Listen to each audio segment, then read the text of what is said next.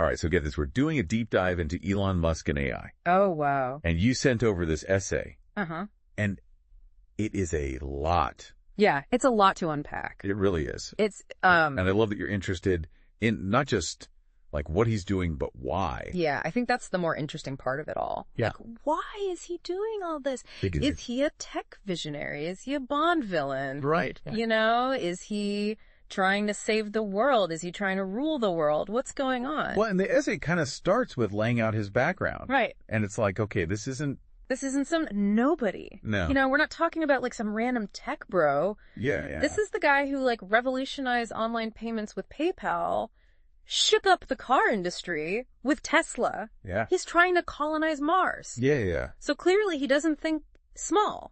No, he does not. And I think that kind of feeds into how he approaches AI. Right. Well, and you mentioned this first principles thinking. Yeah. Which the essay talks about. Yeah. This idea of like What is that? breaking down problems to their most basic elements. Okay. You forget any assumptions. You forget the way things have always been done. Mm-hmm. You start from scratch. Okay. You say, like, what are the fundamental truths here? Yeah. And you build up from there. Okay. So, like, a classic example is, like, the first principles of, like, a car, right? Mm-hmm. You know, it needs to have an engine. It needs to have wheels. It needs to have a chassis. Sure. That's it. Yeah. You know? You start with that, and then you build up from there. Got it. And so he applies that to AI, you know? Okay. What are the first principles of intelligence? What are the first principles of learning, of problem solving? Yeah. You know, he's not just trying to build smarter machines. Right. He's trying to understand intelligence itself. Like, what does it even mean? Yeah. And where do we see that? Like, where's that rubber hit the road with him and AI? Well, I think one of the clearest examples is Tesla. So Tesla's autopilot and full self-driving systems, these are his, you know, attempts to bring his AI vision to life. So how so? Like, explain that to me. So these systems use what are called neural networks. These are essentially computer systems that are modeled after the human brain. Oh, interesting. They're designed to learn from data. Okay. And in Tesla's case, they're learning from millions of miles, driven by Tesla vehicles out on the roads. Wow. So my car is learning to drive like a human. That's the idea. Okay. That's pretty amazing and kind of scary. Yeah, it's both. Especially with all those high-profile accidents we've seen. Right. And that's where the ethical considerations come in. But to understand, like, why Musk is approaching it this way. Yeah. You got to know that Tesla is using what's called a vision-based approach to their self-driving systems. So they're relying heavily on cameras to perceive the environment. Mm-hmm. Now, this is different from a lot of other companies that are using LiDAR. Right. LiDAR, which is the laser thing. The laser-based system, yep. Yeah. Why doesn't he like that? He thinks vision is the key. Okay. Humans drive primarily using our eyes. Right. He thinks AI should do the same. Okay. He argues LiDAR is expensive, it's bulky, and ultimately it's a crutch. Interesting. You know? Vision, on the other hand, is more scalable. It's more adaptable. Okay. And ultimately, he thinks it's more aligned with how humans navigate the world. So it goes back to that first principles thing. Exactly. Understanding how we do it. Yeah. And then figuring out how to make AI do it. Exactly. Okay. But is it working? Yeah. I mean, he's been promising these fully self-driving cars for years. It's a work in progress. Yeah, it's a lot more challenging than I think a lot of people initially thought. Yeah. But Musk, he's nothing if not persistent. Right. He's poured billions into this technology, and he's not giving up anytime soon. Okay, and then there's the whole robo-taxi thing. Oh, right, the robo-taxi vision. Like, where your Tesla could just go out and be a taxi. Yeah, and make you money while you're sleeping. Yeah, make money while you sleep. I mean, come on, is that even realistic? It's a bold idea, there's no doubt. Yeah. And it would require a massive shift in our transportation infrastructure. Oh, boy. Not to mention public perception, regulation. Oh, God, yeah. A whole bunch of stuff would have to change. Yeah. But again, he's not afraid to think big. He thinks big. Yeah. He sees a future where transportation is automated, it's electric, it's accessible to everyone. Okay, so that's Tesla pushing the boundaries of AI in transportation. Right. But then you get to Neuralink. Neuralink, yeah. And it feels like we just stepped into a sci-fi movie. It does, it really does. Brain-machine interfaces. Yeah. Merging with AI. Merging with machines, yeah. Like, what? It's mind-blowing. It really is. Yeah, but it represents a different facet Okay. of Musk's AI vision. Okay. It's not just about building smarter machines, it's about enhancing human intelligence. Right, this whole idea of symbiosis with AI. Symbiosis, right? Like we can't beat 'em, join 'em kind of thing. Yeah, yeah. And he's not doing this out of some, like, love for cyborgs. Right. You know, he genuinely believes that AI poses an existential threat. He does. He does. Okay. He has said that developing advanced AI without proper safeguards is like summoning the demon. Whoa, okay, hold on. Summoning the demon. That's a direct quote. So he's saying we need to, like, plug our brains into computers to avoid being wiped out by AI. Essentially, yeah. He sees Neuralink as a way to level the playing field. Okay. To give humans a fighting chance. Right. In a future that's dominated by superintelligence. Okay, but convince me this isn't just some dystopian nightmare. Well, so the essay talks about some of the potential benefits. Okay. Imagine being able to control prosthetic limbs with your thoughts. Okay, yeah. Or restoring lost senses to people with disabilities. Right, right. Imagine treating conditions like Alzheimer's or Parkinson's by directly interfacing with the brain. Yeah. The possibilities are exhilarating and terrifying. No argument there. But there are definitely risks, too. I mean, come on. Implanting chips in people's brains? Right. What about privacy? What about hacking? Huge concerns. What if only rich people can get these enhancements? Yeah, the inequality question is massive. Yeah. You're hitting on some of the most critical ethical concerns surrounding Neuralink, and these are questions that Musk himself acknowledges. He does? He does. Okay. He's not naive to the risks, right, but he believes that the potential benefits, both for individuals and humanity as a whole, outweigh those risks. Okay, so we've got self-driving cars, we've got brain-machine interfaces. Right. This is a lot. It's a lot to take in. And we haven't even touched OpenAI yet. Oh, yeah, OpenAI, that's a whole other... That's a whole other thing. Pan of worms. What's his role in that? So OpenAI is where we see another dimension of Musk's approach to AI, and this is his focus on safety and ethics. So he co-founded OpenAI back in 2015 with this idea of ensuring that AI benefits all of humanity, not just a select few. Right. He was adamant about transparency, about open source research, collaboration. He wanted to avoid a future where AI is controlled by just a handful of corporations or governments. So OpenAI was supposed to be like the good guy? Yeah, the good guy in the AI world. Making sure it's used responsibly. That was the idea. Okay. And they've made some incredible strides in AI research. Like what? So think about GPT-3, the language model that can write like a human. Oh, yeah, yeah. Or their Dota 2 bot that beat professional human players. Right. These are groundbreaking advancements. Yeah.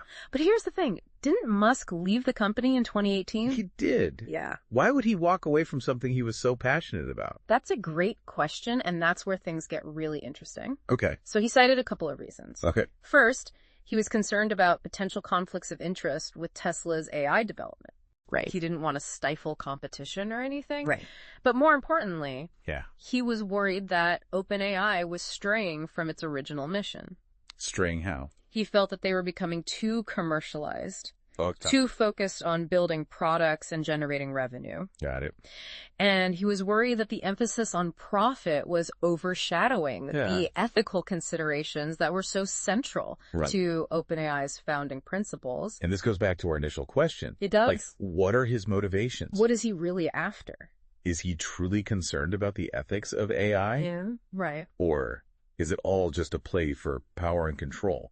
It's hard to say for sure. Yeah. But it's definitely something to think about. Well, this is quite a rabbit hole. It is. We've got Tesla pushing the boundaries with self-driving cars. Neuralink going into this uncharted territory of brain-machine interfaces. Yeah. OpenAI grappling with this tension between AI's potential and its risks. Huge risks. And at the center of it all, Elon Musk. The man himself. Who seems to be both captivated by and terrified of AI. Yeah, I think that's a good way to put it. Yeah. He sees both sides of the coin. He really does. And I think that's what makes this whole story so fascinating. Okay, so we're going to have to pick up this deep dive in part 2. Definitely, there's a lot more to discuss. Stay tuned as we unpack more of Musk's warnings about AI. Oh yeah, the warnings get pretty intense. They do. It's like sci-fi stuff. We'll also talk about the pushback he's faced from the industry. Right, because not everyone agrees with him. No, not at all. And it's a really interesting debate. Yeah, and then we'll get into what all this means for the future of humanity. Yeah, because that's the ultimate question here. It really is. What does this all mean for us? Yeah, so stay with us for part 2. We'll be right back. Okay, picking up where we left off. Right. you mentioned that tension between the promise of AI and the potential risks. Right. And that brings us to another piece of this whole puzzle. Okay. Musk's very public warnings about the dangers of AI. Right. This isn't just some behind closed doors concern. Right. He's been shouting it from the rooftops. Yeah, it's not every day you hear a tech CEO compare AI to summoning the demon. It's a pretty vivid image. Yeah. But is he being overly dramatic? Yeah. Or are his fears actually grounded in reality? Yeah, good question. So the essay points out that Musk is particularly worried about superintelligence. Okay. AI that surpasses human intelligence in every way. Right. He argues that if we're not careful, Yeah. we could create something that we can't control. Right. Something that could pose an existential threat. Right. Okay. So it's the classic sci-fi scenario of AI turning on its creators. Exactly. But a lot of people think he's exaggerating the risk. Yeah, there's definitely a range of opinions on this. Yeah. Some AI researchers believe that superintelligence is a distant possibility, Right. while others think it's an inevitability. Right. Musk falls squarely in the latter camp. He believes it's not a matter of if, but when. Okay. And he's urging us to take action now before it's too late. But if he's so worried about the dangers of AI, Yeah. wouldn't he just stop developing it? Yeah. I mean, he's got Tesla, Neuralink, even SpaceX is using AI. Right. It seems a bit hypocritical now. It's a fair point. Yeah. And the essay does touch on the pushback he's received from some folks in the AI community. Yeah. They argue that his warnings are alarmist. Okay. That he's overhyping the risks. Yeah. And potentially stifling innovation in the field. So is he just trying to create a buzz? Generate headlines? I mean, bad publicity never hurt a tech company, right? Yeah, true. Or maybe it's more about control. Okay. Maybe he sees himself as the one who can guide AI development in a safe and ethical direction. Okay. He's not just predicting the future. Right. He's actively trying to shape it. Right. It's like he's trying to have his cake and eat it too. Right. Investing in AI while simultaneously warning us about it. But maybe that's what makes him so fascinating. It's true. He's not afraid to embrace contradictions. He really isn't. He's definitely a walking paradox. He is. He is. And the essay doesn't shy away from that. Yeah. It explores those tensions between his ambition, his fears, and his desire to be at the forefront of this whole technological revolution. Okay, so let's dig into that a bit more. Okay. What are some of the specific ethical concerns surrounding Musk's AI ventures? Right. I mean, we touched on the privacy issues with Neuralink. Yeah. But what about the broader implications? Well, let's take Tesla, for example. Yeah, right. Their self-driving systems rely on vast amounts of data collected from millions of vehicles. Yeah. And that data raises some serious concerns. Okay, like what? About privacy, surveillance, and who ultimately controls that information. It's like the whole debate about data privacy on social media. Exactly. But on steroids. Yeah, exactly. Our cars are becoming these rolling data collection devices. They are. And we have very little control over how that information is used. And then you have the potential for bias in AI algorithms. Right. So if the data used to train these systems is biased, the AI itself will be biased. Right, right. And this could have real-world consequences, especially in areas like law enforcement, healthcare, hiring decisions, all sorts of stuff. So we're not just talking about some abstract philosophical debate here. No. This stuff has real implications. Real-world implications for people's lives. Yeah. And it's not just about the technology itself. Right. It's about the values that are baked into these systems. Right, and that's where this whole conversation about AI ethics becomes crucial. Absolutely. We need to be thinking about this now. Now. Before it's too late to change course. Exactly. Okay, so we've got data privacy, algorithmic bias. Yeah. And the whole existential threat of superintelligence. Right. All big concerns. What can we actually do about these concerns? It's definitely a challenge. But I think the first step is awareness. Okay. The more people understand these issues, the more likely we are to demand solutions. Okay, so knowledge is power. Exactly. But what about concrete actions? Okay, so for starters, Yeah. we can educate ourselves Okay. about AI, its capabilities, its risks. Right. There are tons of great resources out there, books, articles, documentaries, even podcasts like this one. So do your research. Do your research. Read up on AI. Read up on AI. Okay, what else? We can support organizations that are working to promote responsible AI development. Okay, like what kind of organizations? So there are groups, advocating for ethical guidelines. Okay. Pushing for transparency in algorithms. Oh. Working to ensure that AI benefits everyone. So vote with your dollars. Exactly. Support the good guys. Support the good guys. Anything else? We can engage with our elected officials. Okay. Let them know that we care about these issues, that we want to see policies and regulations that prioritize AI safety and ethics. Oh, right to your congressperson. Exactly. Make some noise. Make some noise. It sounds like we need a multi-pronged approach. I think so. But it all starts with education. It does. And understanding. It all starts with understanding. Okay, so speaking of understanding. Yeah. Let's go back to Musk's departure from OpenAI. Yeah. What can we learn from that? I think his departure highlights the tension between this utopian vision of AI and the reality of its development. Okay. He clearly felt that OpenAI was straying from its original mission, becoming too focused on profits and less on ensuring that AI is used for the benefit of humanity. So it wasn't just a clash of personalities or a business decision. It was deeper than that. It was a fundamental disagreement about the ethics of AI development. Exactly. And that highlights a really important point. What's that? This isn't just about the technology itself. Right. It's about the values that guide its development. It's values, exactly. It's about who controls it. Yeah. Who benefits from it. Yeah. And who bears the risks. And those are huge questions. Yeah, then that's where things get really interesting, right? They do. Because AI is quickly becoming a multi-trillion-dollar industry. It is. There's a lot of money to be made. Yeah. And there's a real danger. What's that? That the pursuit of profit could overshadow those ethical considerations. Absolutely. And that's why Musk's voice is so important. Okay. He's one of the few people in the tech world who has the platform and the clout to challenge the status quo, to push back against this idea that AI is just another product to be bought and sold. He's reminding us that AI is not just a tool. It's more than that. It's a force that has the potential to reshape our world. Absolutely. For better or for worse. For better or for worse. So that brings us back to the question you posed earlier. Okay. Can we have both? Can we have innovation and progress without sacrificing our values? Yeah. And potentially putting ourselves at risk? It's a tough question. Yeah. And honestly, I don't know the answer. Yeah. But I think Musk's approach offers a potential path forward. Okay. It's about pushing the boundaries while also being mindful of the risks. Yeah. Thinking about the long-term consequences and ensuring that AI is used in a way that benefits everyone. So it's a balancing act. It's a balancing act for sure. Yeah. And it's one that we're all going to have to grapple with. Okay, so we're going to keep unpacking this in part 3. Definitely. There's still a lot to discuss.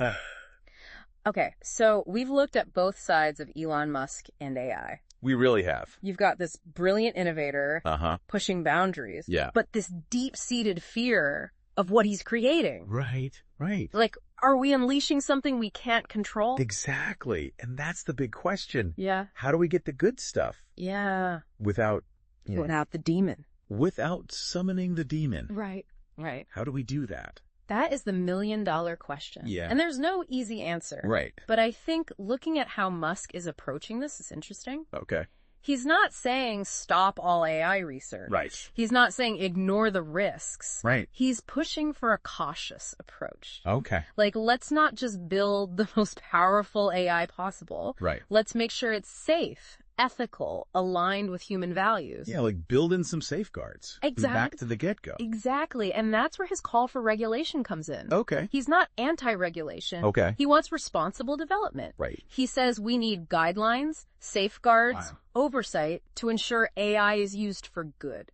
So it's not about stopping innovation. Right. It's about making sure we don't end up in a Terminator movie. Right, exactly. Okay, that makes sense. Think of it like this. We regulate all sorts of powerful technologies. Yeah. Nuclear energy, genetic engineering, pharmaceutical. We know these have the potential for good and bad. Totally. So we put in safeguards to reduce the risk. Okay, so we do it with other stuff. Right. So why not AI? Why not AI? It's not about being anti-technology. It's about being pro-humanity. Okay, yeah. Making sure it serves us. I like that, yeah. Not the other way around. Okay, so that brings us back to Musk leaving OpenAI. Yeah. He wasn't happy with where they were going. It seemed like it. Yeah. He felt it was becoming too commercialized. Too focused on profits. Yeah. Yeah. And losing sight of that mission to benefit humanity. So it wasn't just a personality clash or a business decision. It was deeper. Yeah. It was really about the ethics of AI development. And that's key, right? Yeah. This isn't just about the tech. It's about the values driving it. Yeah. Who's in control? Who benefits? Who takes the risks? And this is where things get really interesting. They do? Because AI is a huge industry now. Huge, multi-trillion-dollar. Yeah, and there's that worry. That profit will be put ahead of ethics. Absolutely, and that's why Musk's voice is so important. Yeah, he's got the platform. He does. To challenge the status quo. To push back against AI just being another product. Right, and he's saying, this is bigger than that. Much. AI could reshape everything. Exactly. For good or for bad. And that brings us back full circle. To that question. Can we have it all? The good without the bad. Can we have innovation without sacrificing our values? Man, I don't know. It's tough. Yeah. But maybe Musk's approach, that ambition mixed with caution, shows us a way forward. Push boundaries. Push boundaries, but carefully. Yeah. Think about long-term consequences. Right. And make sure it benefits everyone. Right. So what does this all mean for our listeners? I think the first step is awareness. Right. We've covered a lot. We have. Musk's companies, his motivations, ethical concerns. The risks, the benefits. It's a whole shebang. Yeah, but this is just scratching the surface. Barely scratched it. There's so much more to learn. So keep learning. Keep researching. Right. Don't just take our word for it. Form your own opinions. This is a conversation that affects everyone. It's the future of our society, our world. And the choices we make now will have lasting impacts. So don't just sit back. Get involved. Be part of shaping the future of AI. Because it's not set in stone. We're creating it. With every choice we make. Exactly. Well, that wraps up our deep dive. Into Elon Musk and AI. We hope this got you thinking. Got you curious. And maybe even inspired you to get involved. Because it's a future worth shaping. Thanks for listening.